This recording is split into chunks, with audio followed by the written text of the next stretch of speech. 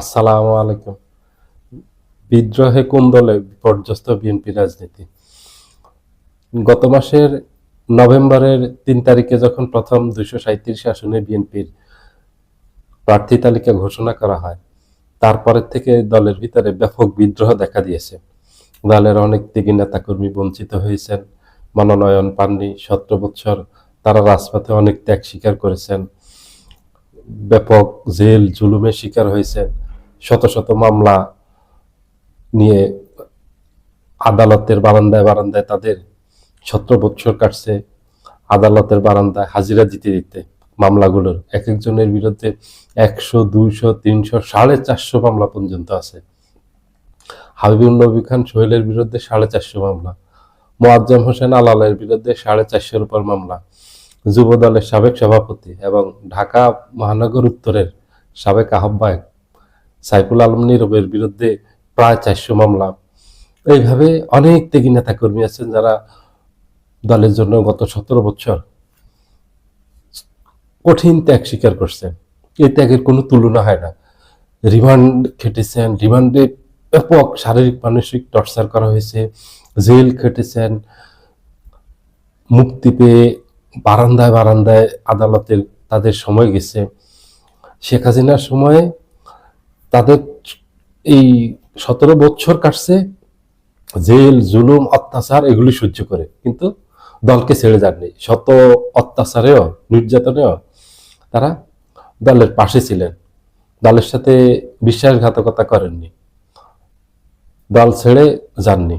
রাজনীতিতে সবসময় সক্রিয় ছিলেন, যত নির্যাতন করা হয়েছে সক্রিয় ছিলেন বিএনপি রাজনীতিতে। আজকে এই জন্য বিএনপি রাজনীতি এই পর্যায়ে আসতে পেরেছে এইসব নেতাকর্মীদের ত্যাগে। কিন্তু ত্যাগী অনেক নেতাকর্মী বঞ্চিত হয়েছেন, তাদেরকে মূল্যায়ন করা হয়নি, তাদেরকে এই ২৬-এর নির্বাচনের জন্য নমিনেশন দেওয়া হয়নি। এই জন্য দলের ভিতরে ব্যাপক বিদ্রোহ দেখা দিয়েছে।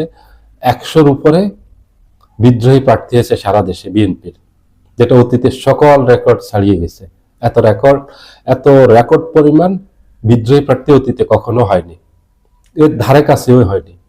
অন্যান্য নির্বাচনের সময় আমি নিজে দেখেছি ৯১ সালে ২-৩ জন হয়েছে, ১৯৯৬ সালেও এই ১-২ জন হয়েছে, এইভাবে হয়েছে ১-২ জন ৫ জন, এর বেশি না।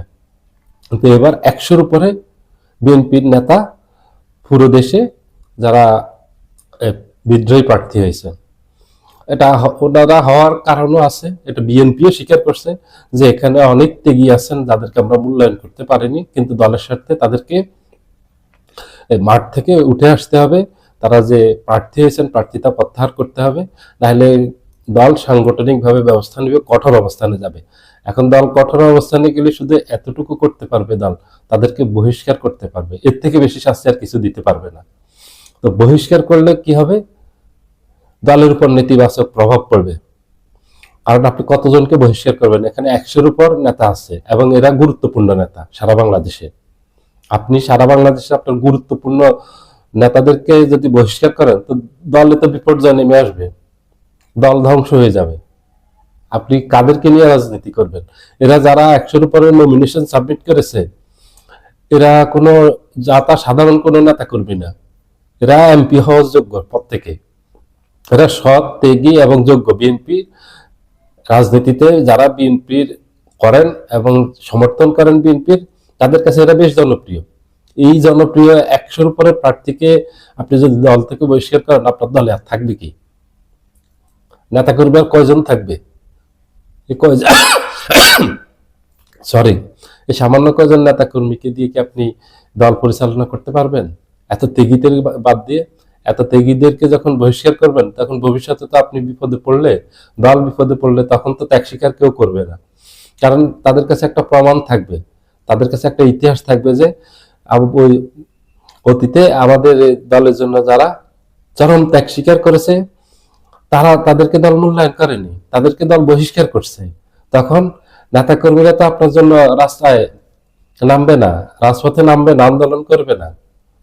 এবং তারা চাইবে যে আরামে থাকো, থেকে একটা লবিং করে বাস ফায়দা হাসিল করো, এটাই সম্ভব, এটাই সহজ। কারণ এই নির্বাচনে যাদেরকে নমিনেশন দিয়েছে ৩০০ আসনে বিএনপির 14টার মতো ছেড়েছে জোটের প্রার্থীদেরকে, আর বাকি 286টা যেখানে নমিনেশন দেওয়া হয়েছে সেখানে অনেক বিতর্কিত প্রার্থী আছেন, অনেক অযোগ্য প্রার্থী আছেন, অনেক নিষ্ক্রিয় প্রার্থী আছেন যারা 17 বছরের দলের আশপাশেই ছিল না।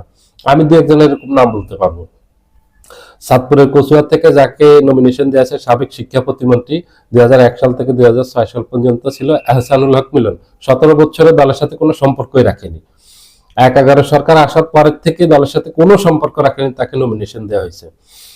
চাঁদপুরের আরেকটা আসন ফরিদগঞ্জ আসন, সেই আসন থেকে যাকে নমিনেশন দেওয়া হয়েছে গত 10 বছরে সে দলের সাথে কোনো সম্পর্ক রাখেনি, লায়ন হারুনুর রশিদ। কিন্তু সেখানে ত্যাগী নেতা হলো এম এ হান্নান।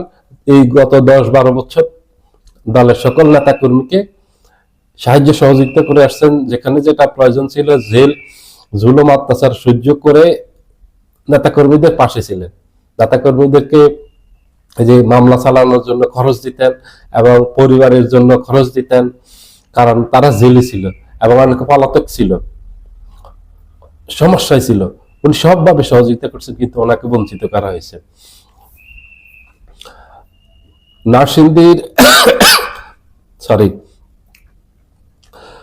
একজন এমপি আছেন, সাবেক এমপি উনি, সর্দার সাখাওয়াত হোসেন বকুল, মনোহরদী বেলাবো থেকে উনি নির্বাচিত হয়েছেন কয়েকবার। উনি গত 17 বছর দলের সাথে কোনো সম্পর্ক রাখেনি, ওনাকে নমিনেশন দেওয়া হয়েছে। এভাবে অনেক নিষ্ক্রিয় মানুষকে এবং অনেক বিতর্কিত এই প্রার্থীকে নমিনেশন দেওয়া হয়েছে, কিন্তু ত্যাগীদেরকে নমিনেশন দেওয়া হয়নি। এজন্য দলের ভিতরে বিক্ষোভ দেখা দিয়েছে, দলের ভিতরে বিশৃঙ্খলা দেখা দিয়েছে, দলের ভিতরে কোন্দল দেখা দিয়েছে। এই কোন্দল এবং এই নির্বাচনকে কেন্দ্র করে যে ক্ষোভ বিক্ষোভ শুরু হয়েছে, যে বিদ্রোহ শুরু হয়েছে এবং যে কোন্দল দেখা দিয়েছে, হয়তো আগামী নির্বাচনে বিএনপির পরাজয়ের জন্য এই কারণগুলি যথেষ্ট হবে, এই নেতারাই এর জন্য যথেষ্ট হবে। আর অন্য কারো বিএনপিকে হারানোর জন্য, পরাজিত করার জন্য রাজপথে কোনো ধরনের কৌশল নির্ধারণ করতে হবে না। একটা দল পরাজিত হওয়ার জন্য এই সমস্যাগুলি যথেষ্ট, এগুলোর একটাই যথেষ্ট। এখানে বিএনপির অনেকগুলো সমস্যা আছে।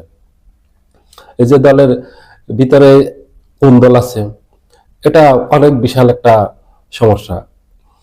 এই যে ক্ষোভ বিক্ষোভ চলতেছে, এটা অনেক বড় একটা সমস্যা, যেটা এখনো অব্যাহত আছে, বন্ধ হয়নি। দলের বিদ্রোহী প্রার্থী হয়েছে, এটা বিশাল এক সমস্যা। যতগুলো আসনে বিদ্রোহী প্রার্থী হয়েছে ততগুলো আসনে বিএনপি পরাজিত হবে নিশ্চিত, যদি এটা সমস্যার সমাধান করতে না পারে।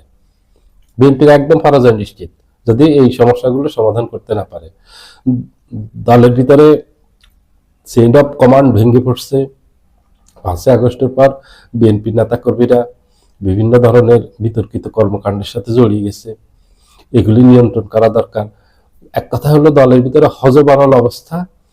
তারেক জিয়া আসবেন, দলের সকল সমস্যার সমাধান হবে, কিন্তু কিছুই হয়নি। উনি আসছেন, উল্টো সমস্যা আরো বেড়ে গেছে, সমাধান তো হয়নি একটারও। আপনারা দেখেন বিএনপির অবস্থা কি বর্তমান। একজন বিদ্রোহী প্রার্থী কি তারেক জিয়া প্রত্যাহার করতে পারছেন তাদেরকে এই মাঠ থেকে? পারেননি। দলের কোন দল কি একটুখানি কমছে? একটুও কমেনি।